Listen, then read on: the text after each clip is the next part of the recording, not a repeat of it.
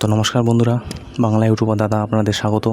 তো আজকে আমরা যে বিষয় নিয়ে আলোচনা করছি, আপনারা যে চ্যানেল ভিডিওস আপলোড করার পরে যে অল্টার কন্টেন্ট নিয়ে যে অপশানটা থাকে, সেই কন্টেন্ট কী কন্টেন্ট দেবেন, আপনারা কী ধরনের কন্টেন্ট বানাচ্ছেন, যে কী অপশান ওখানে টিক মার্ক করবেন। সবার প্রথমে বলে রাখি, আপনি যখন ইউটিউব চ্যানেলে কাজ করছেন তো অবশ্যই আপনার এই সমস্ত সেটিং জানা উচিত।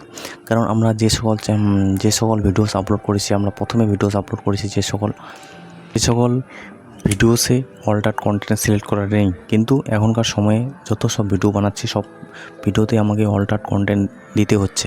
তার রিজন একটাই, কারণ এখন যে নতুন সিনথেটিক কন্টেন্ট মানে হচ্ছে যে সকল কন্টেন্ট নানা রকম কম্পিউটারের মাধ্যমে হোক ইয়া ফির মোবাইলের ডিভাইস দিয়ে হোক তো তৈরি করা হচ্ছে, যেসব কন্টেন্ট নানাভাবে তৈরি করা হয় সেটাকে বলা হয় সিনথেটিক কন্টেন্ট।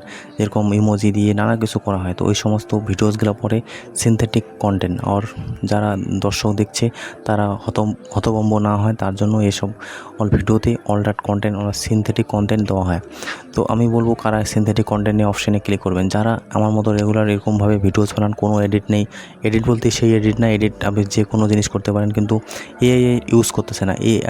এআই মানে হচ্ছে আপনার ভিডিওস কোয়ালিটি আর ইমপ্রুভ হবে। অনেক তরিকা, অনেক জিনিস থাকে যেগুলো আপনি করছেন না, তো অবশ্যই নর্মাল কন্টেন্টে দিবেন, নো করে দিবেন। যদি এআই ইউজ করেন, ভয়েসকে চেঞ্জ করছেন, আপনার ফেসকে চেঞ্জ করছেন, তো নানা রকমের ইমোজি ইউজ করতেছেন, তো এই সকল ক্ষেত্রে এআই কন্টেন্ট দেওয়া হয়।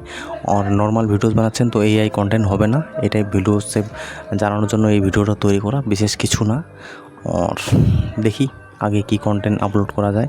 তো ভিডিও দেখার জন্য অনেক ধন্যবাদ।